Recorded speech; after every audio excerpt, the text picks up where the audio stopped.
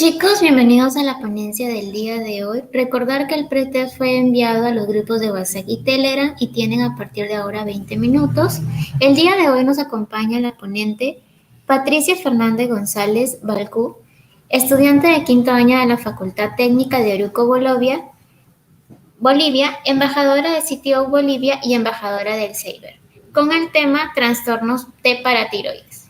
Agradecemos a Socium Upau Piura, a Sociedad y a Hopeful Medic por las presentaciones. Gracias, puedes comenzar. Listo, gracias por la presentación. Como les había dicho, mi nombre es Fernanda González Lacut y hoy vamos a estar hablando de lo que son los trastornos de la paratiroides. Bien, vamos a hacer un recuerdo anatomofisiológico rapidito. Las paratiroides son 4 glándulas que van a ser muy pequeñas, ¿sí? Del tamaño de una arveja, guisante, chícharo, como lo conozcan, y van a estar ubicadas en el cuello, detrás de la glándula tiroidea. Sí, está en el número de 4 en sus 4 esquinas. Es importante conocer esto ya que en las cirugías de las tiroidectomías se deja la mitad no afectada, ¿no? Si es que ha crecido un lóbulo, entonces se saca y se cuida de dejar estas 2 glándulas paratiroideas, ¿sí? No precisamente por la función de la glándula tiroides, sino de las paratiroides justamente. Estas glándulas van a ser las productoras de la parato-hormona u hormona paratiroidea, conocida también como PTH, la cual va a ayudar a controlar los niveles de calcio y fósforo en la sangre principalmente. Como ustedes pueden ver, es una hormona bastante compleja y grande. Bien, ahora para ver lo que son los trastornos paratiroideos en sí, lo vamos a dividir en 2, hiperparatiroidismo y en hipoparatiroidismo. El hiperparatiroidismo puede ser primario, secundario o terciario. Y el hipoparatiroidismo puede ser hipoparatiroidismo per se o pseudo hipoparatiroidismo. ¿Sí? Ahora, la verdad es que en vez de estar viendo uno por uno, que a veces puede ser un poco agotador y demás, se los he hecho tablitas. Sí, que sí las vamos a ver a cabalidad todas y va a ser bastante completo. Ahora, dentro de los hiperparatiroidismos, vamos a ver al hiperparatiroidismo primario, ¿sí? Cuyo concepto nos dice que se va a caracterizar por un exceso en la secreción de la PTH, que va a ser superior a las necesidades homeostáticas de esta hormona para mantener la calcemia y la remodelación normal del hueso, ¿sí? Lo que va a provocar una hipercalcemia y trastornos óseos y renales que van a ser de grado variable, ¿sí? Ahora, en la etiología, el hiperparatiroidismo primario suele deberse a adenomas benignos únicos en un 80% de los casos. Sí, es lo más frecuente. Vemos que estamos ante un hiperparatiroidismo primario y pues pensamos en un adenoma benigno único antes que nada. ¿Sí? Ya después podemos ver que sí se puede deber a una hiperplasia de las 4 glándulas en un 20% y bueno, no es tan frecuente, ¿sí? A veces este adenoma benigno, quiero hacerles recuerdo, que puede figurar como una quinta glándula, ¿sí? Eso es lo importante. Ahora, dentro de sus manifestaciones clínicas, vamos a decir que el 60% de los casos son leves y asintomáticos, pero no en sí del hiperparatiroidismo, sino que vamos a enfocarnos un poco más en la hipercalcemia y al efecto de la PTH sobre sus principales órganos diana, que como habíamos visto antes van a ser el hueso y los riñones, ¿sí? La hipercalcemia leve es la que se va a dar en el 60% de los casos, ¿sí? Es decir, que no va a ser detectada justamente porque es muy leve. A veces las personas sí van a estar cursando con esta patología, pero pues como no representa síntomas de significancia, pues lo dejan ahí, ¿sí? Rara vez va a aparecer una hipercalcemia extrema de evolución aguda, ¿sí? Esta se va a llamar tormenta o crisis paratiroidea, que suele deberse a tumores muy secretorios, ¿sí? Que pueden ser adenomas muy grandes o inclusive ya carcinomas. Y a veces puede ocasionar una litiasis renal cálcica recidivante, ¿sí? Eso es lo importante. Puede ser por hipercalciuria o hipocitraturia. También rara vez va a provocar dolor óseo, deformidades esqueléticas y fracturas patológicas sobre áreas quísticas u osteoporóticas, ¿sí? Ahora, en el diagnóstico lo que vamos a ver es una hipercalcemia asociada a niveles elevados de PTH intacta en la sangre. La PTH intacta es la prueba que se hace, ¿sí? Para detectar los niveles de esta misma hormona. El tratamiento va a ser principalmente quirúrgico, ¿sí? Que este va a permitir una curación definitiva en el 90% de los casos. Ojo que en pacientes mayores de 50 años y que son asintomáticos, la operación es discutible, es decir, que lo vamos a dejar a criterio médico. Si es que yo veo que mi paciente, a pesar de tener 50 años, está en un buen estado inmunológico, es muy inmunocompetente, no tiene patologías de base, pues sí puedo considerar la extirpación de las paratohormonas, pero si es que tiene patologías de base, por ejemplo, tiene trastornos cardíacos, insuficiencia cardíaca, es hipertenso, diabético, obeso, pues no. Sí, porque no está en el mejor de los estados para que nosotros podamos entrar. Ahora, en caso de no recurrir a la solución quirúrgica, se puede administrar bifosfonatos y roloxifeno que van a reducir la calcemia. Ahora, el hiperparatiroidismo secundario.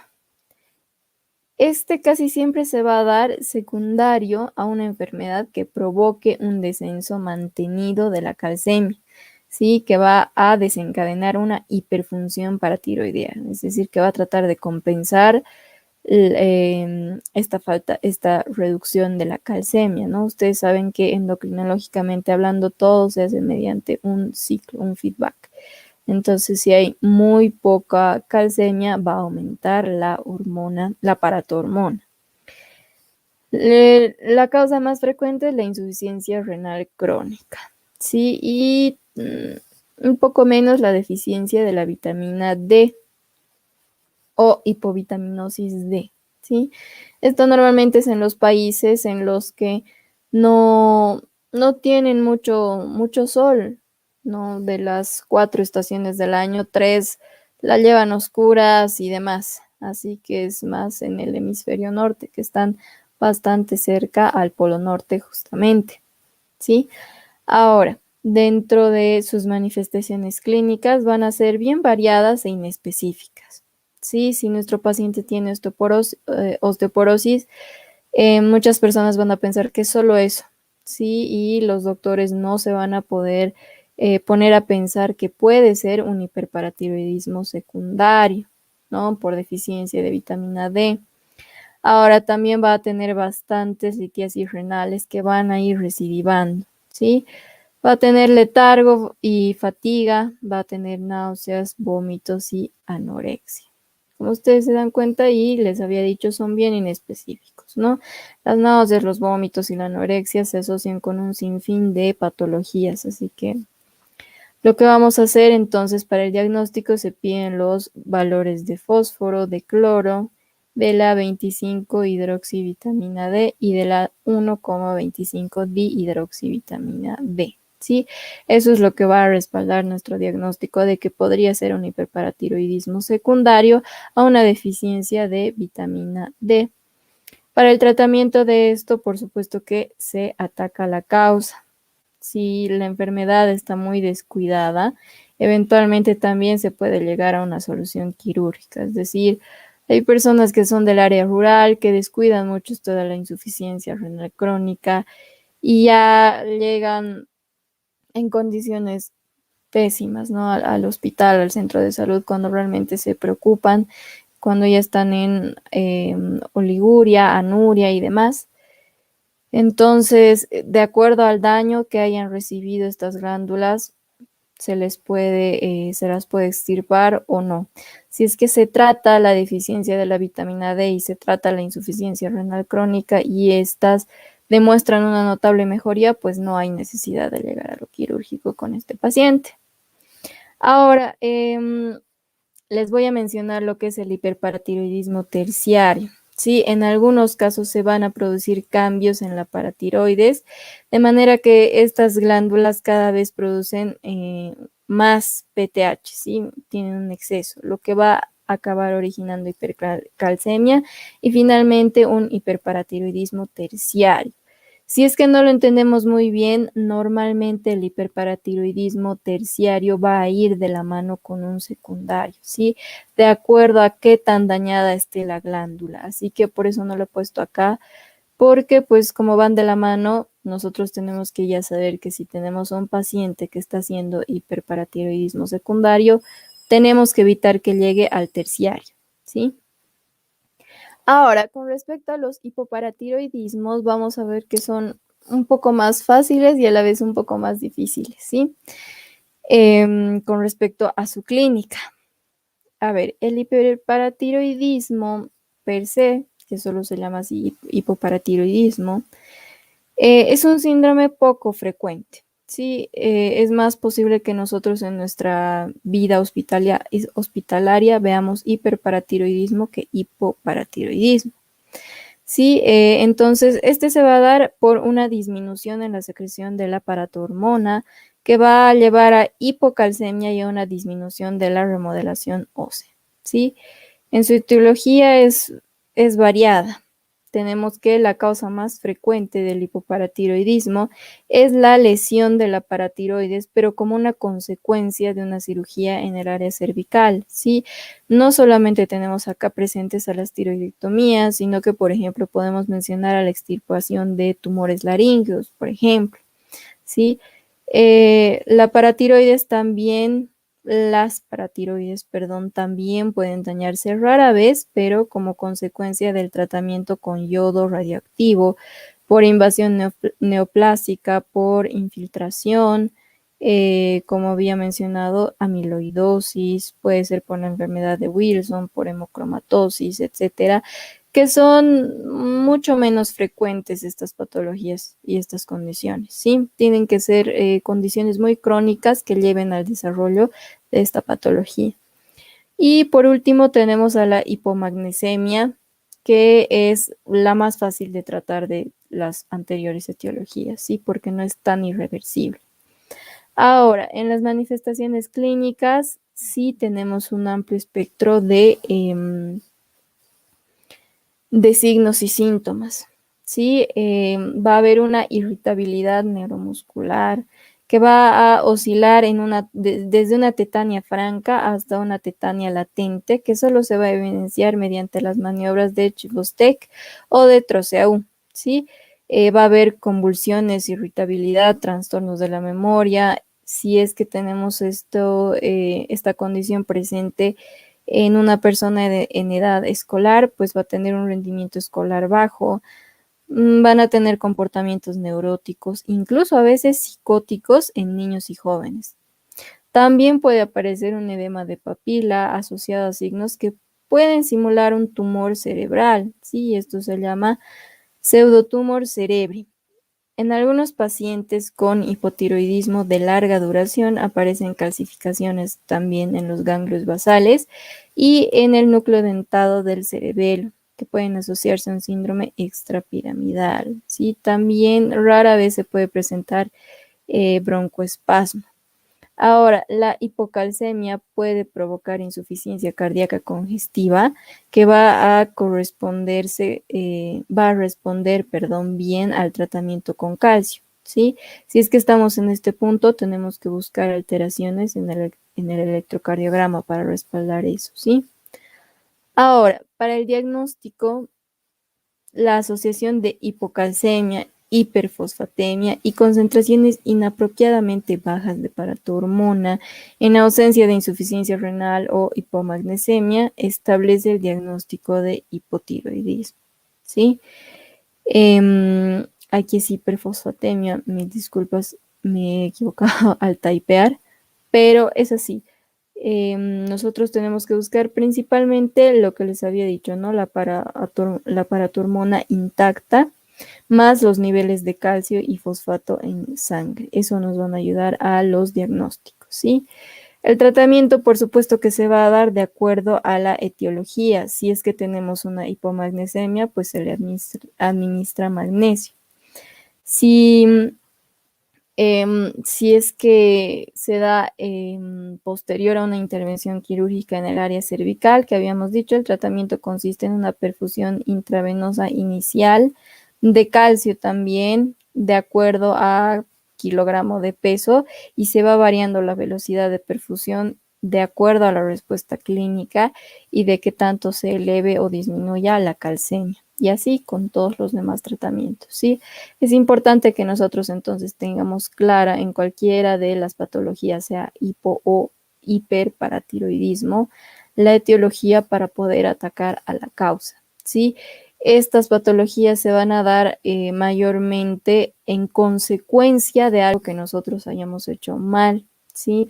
O algo que el paciente haya hecho mal. No es que se dé de por sí, se manifieste como las patologías de la tiroides, por ejemplo, que también son mucho más amplias, pero sí tienen una etiología bien clara. Esta viene a ser consecuencia de otras condiciones, ¿verdad? Esa es la diferencia entre estas glándulas. Ahora, vamos a ver lo que es el pseudo-hipoparatiroidismo, sí, que también va a ser conocido como síndrome de resistencia a la hormona paratiroidea. Este va a incluir varios procesos que tienen en común una resistencia a la acción de la paratormona, lo que va a provocar un cuadro bioquímico indistinguible del hipoparatiroidismo auténtico, ¿sí? Y es que se confunden mucho. Ahora, esto, bueno, vamos a verlo un poco más adelante. Acá en su clasificación tenemos al pseudo hipoparatiroidismo tipo 1, en el que al infundir paratormona no va a aumentar la excreción urinaria de AMPC cíclico, ¿sí? Ni la fosfaturia, que tendrían que aumentar en una condición fisiológica normal. Esto nos va a indicar que existe un fallo en la transducción de la señal desde el receptor a la adenilato ciclasa. Como pueden ver, todo es bien molecular. Ahora, el pseudo hipoparatiroidismo tipo 1A se va a heredar de carácter autosómico dominante, ¿sí? No son tan comunes las patologías, pero como pueden ver, sí o sí se va a heredar. Y esto se va a deber a diversas mutaciones, específicamente en el gen GNAS1, ¿sí? Debido a ello, la actividad de la proteína G se va a reducir, por lo que la paratormona no va a ser capaz de generar cantidades tampoco adecuadas de AMPC cíclico y no va a haber una respuesta correcta a esta hormona. Ahora, el pseudo hipoparatiroidismo 1B, el locus responsable de este trastorno se va a encontrar en la misma región que el GNAS, que les había dicho el gen, pero no en la región codificante de proteína G. La herencia también va a ser autosómica dominante. Y en estos enfermos la resistencia a la paratormona se expresa preferentemente en el riñón, ¿sí?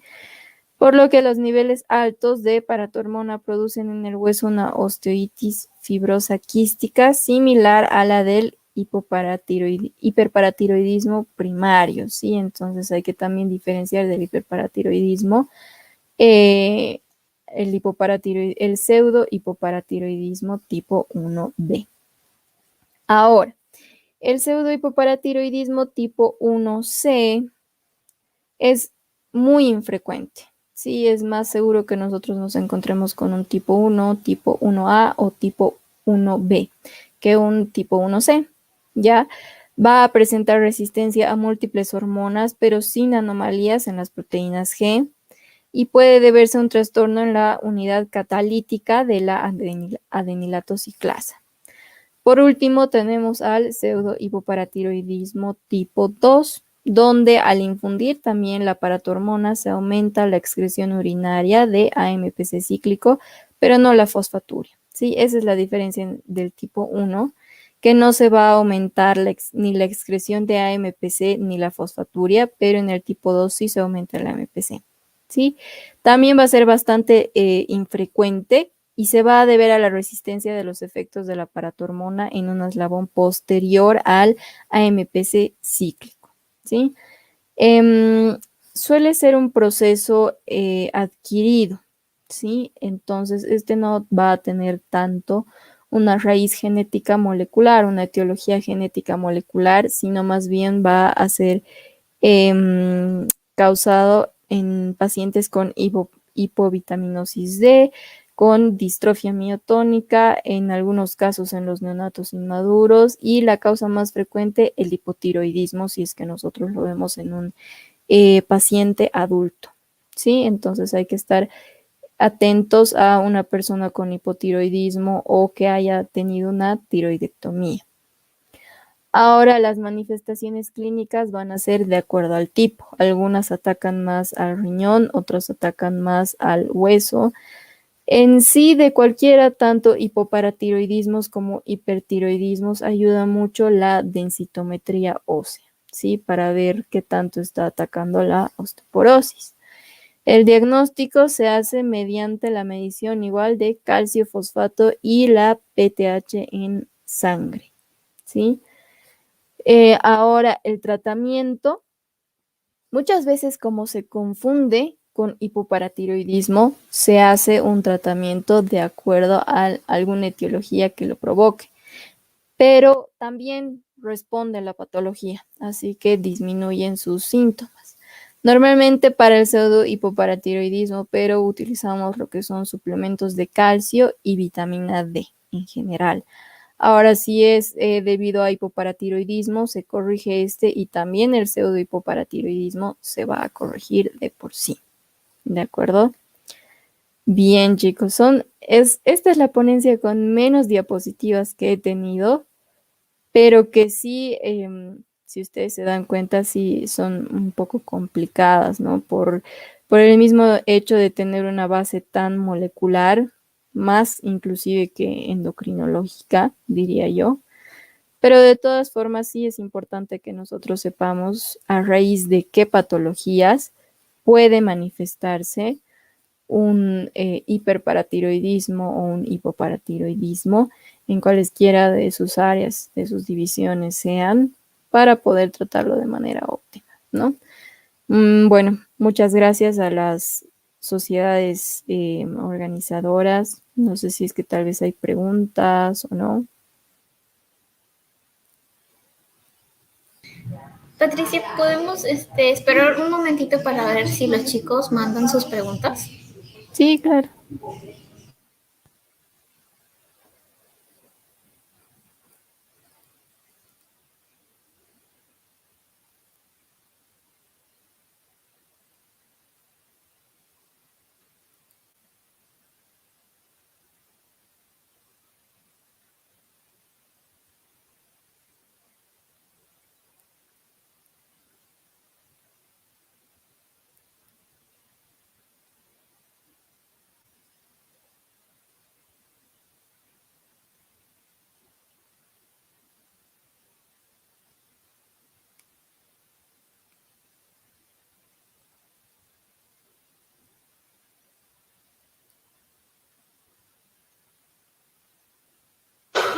Patricia, parece que todo estuvo claro. Muchas gracias, Patricia, por siempre.